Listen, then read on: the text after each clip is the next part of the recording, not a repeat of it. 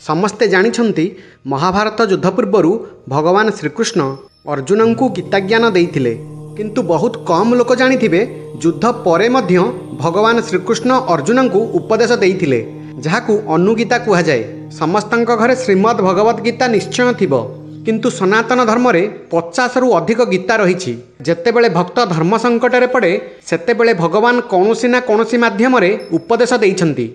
जेमिति जेतेबेले भगवान श्रीराम माता सीतांक हरण पर चिंतित होइथिले सेतेबेले महर्षि अगस्ती तांकु शिवत्व बोध कराई साहस देइथिले, ताहाकू शिव गीता कहा जाए। सेही भली अष्टावक्र गीता, विदुर गीता, व्याध गीता, अवधूत गीता इत्यादि गीता माध्यम रे गुरुरूपी भगवान निज भक्तंकु उचित मार्ग प्रदर्शन करिछन्ति। जेपरि श्रीमद् भगवत गीतार सनातन धर्म रे विशेष महत्व रहिछि, सेहीपरि अष्टावक्र गीता को महागीता कहा जाए।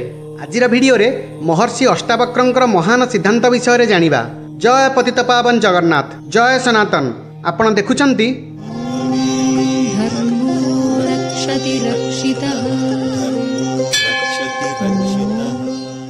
जेमिति श्रीमद् भगवत गीता गोटे व्यावहारिक ग्रंथ जीवनर कठिन रु कठिन परिस्थिति रे आमको उचित मार्ग प्रदर्शित कराए, सेही भली अष्टावक्र गीता एक सैद्धांतिक ग्रंथ जहाँ मनुष्य को अंतिम सत्य पर्यंत नहीं जाए।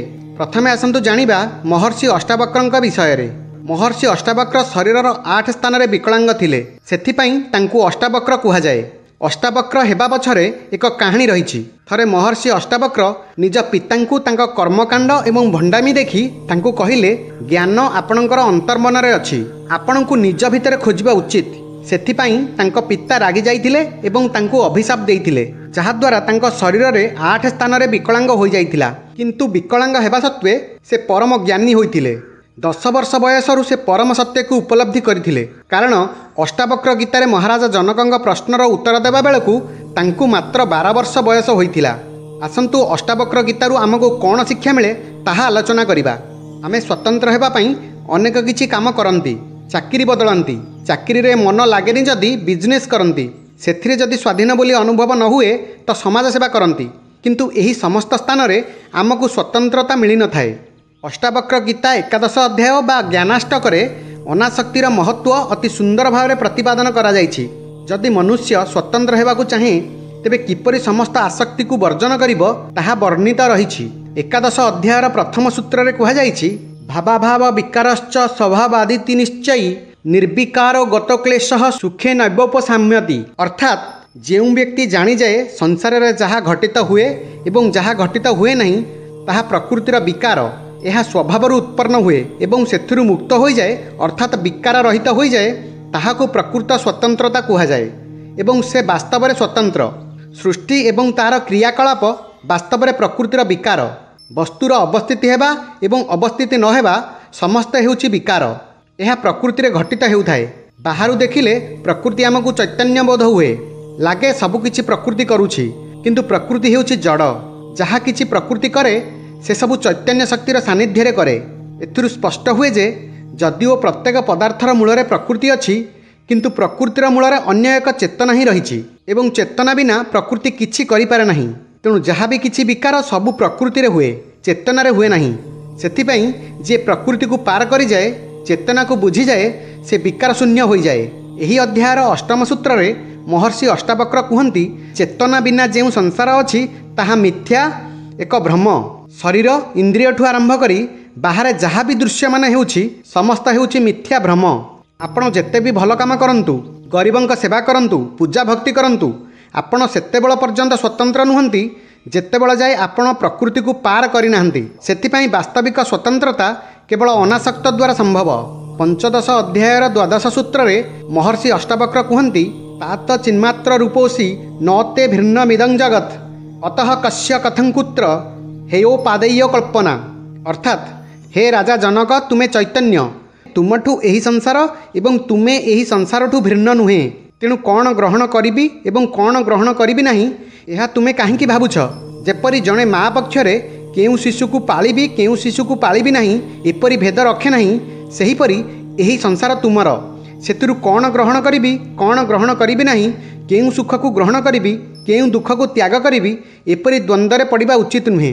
कारण आत्मा परमात्मा जगत संसार ब्रह्मांड ईश्वर ब्रह्म सुख दुख एमानक भितर कौनसी भेदाभेद नहीं।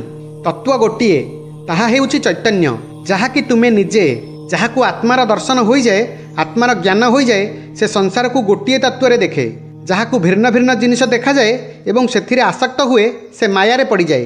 अष्टादश अध्यायर 66तम सूत्र कहती क्व संसार क्व चाभास क्व साध्यं क्व च साधनम्य आकाश सेव्यधीरस्य निर्विकल्पस्य सर्वदा। अर्थात आकाश परी सर्वदा निर्विकल्प ज्ञानी पक्षरे संसार कौन अथवा आभास कौन साध्य कौन एवं साधना कौन। महर्षि अष्टावक्र कहती यही संसार केवल अज्ञानी मानक पाई कारण अज्ञानी माने ही यही संसाररू किछि पाइबा पाई आशा रखती एवं मन जेपरी नचाए सेहीपरि नाचंती एवं निजको आशार नुआ नुआ जालरे छंदी दियंती।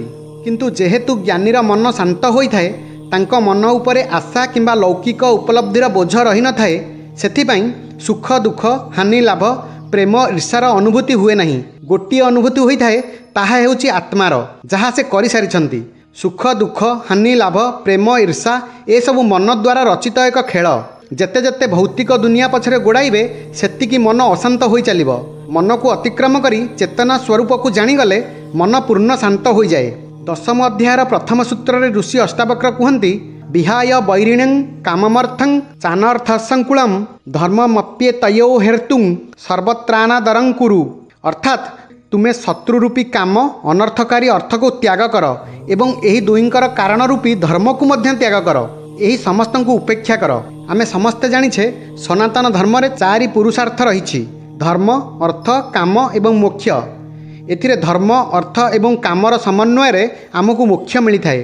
किंतु यही सूत्र रे ऋषि अष्टावक्र कहती आमको अर्थ एवं काम को तो त्याग करने को पड़ो किंतु एठी धर्म को मध्य त्याग करने को पड़ो। एपरी कहीं कहले महर्षि अष्टावक्र सिद्धांत कहे आमे धर्मर आश्रित होई मोक्ष प्राप्ति पाई इच्छा करुछे किंतु जेतेबेले आमे मोक्ष कथा कहूचे जेउठी आमे समस्त जिनिस एवं उपलब्धि मुक्त होगाकू चाहूचे सेठी पुणी धर्म उपरे आश्रित कहीं रहिबा। मनुष्य जन्मरू ही मुक्त किंतु बड़ हेबा संगे संगे कर्मकांड एवं धार्मिक जिनिस रे बांधी हो जाए परे एहा मोक्षर मार्ग रे बाधा सृष्टि करे। गोटे उदाहरण रे आसंतु बुझिबा। जेपरी गोटे टैक्सी रे आमे गोटे स्थान अन्य स्थान को जाई थाए किंतु सही स्थान रे पहुँचवा परे आमको सही टैक्सी को छाड़िया को पड़े कारण आमको गंतव्य स्थान मिल जावा परे टैक्सीर आवश्यकता न थाए। एठी ऋषि अष्टावक्र धर्म को त्याग करने अर्थ धर्मर कर्मकांड को छाड़िबा कथा कहिसंती। धर्मर कर्तव्य रूपी मार्ग रे आमे मोक्ष पर्यंत तो पहुँची पारिबा किंतु शेष रे सेथिरु मुक्ति हेबा पई आमको ताकू मध्य त्याग करने को पड़िबो। एही सूत्र रे अष्टावक्र ऋषि मोक्षर विचार को मध्य त्याग करने को कहिसंती कारण मोक्ष प्राप्तिर कामना करवा ही एक प्रकार बंधन। जेउठी श्रीमद् भगवत गीता एक व्यावहारिक ग्रंथ कठिन परिस्थिति रे आमे किपरि मुक्ति पाइबा शिखाए धर्म संकटरू किपरि मुकुलिबा शिखाए सेठी अष्टावक्र गीता आमको अंतिम सत्य विषय रे अवगत कराए। सत्य वास्तव में जेपरी आम आगरे सत्य को सही रूप से कहुई। आजिर युवगोष्ठी अष्टावक्र गीता को अवश्य पढ़ा उचित। यही वीडियो जदि आपन को भल लगी थाए तेबे चैनल को सब्सक्राइब करंतु। रहिली जय जगन्नाथ जय सनातन।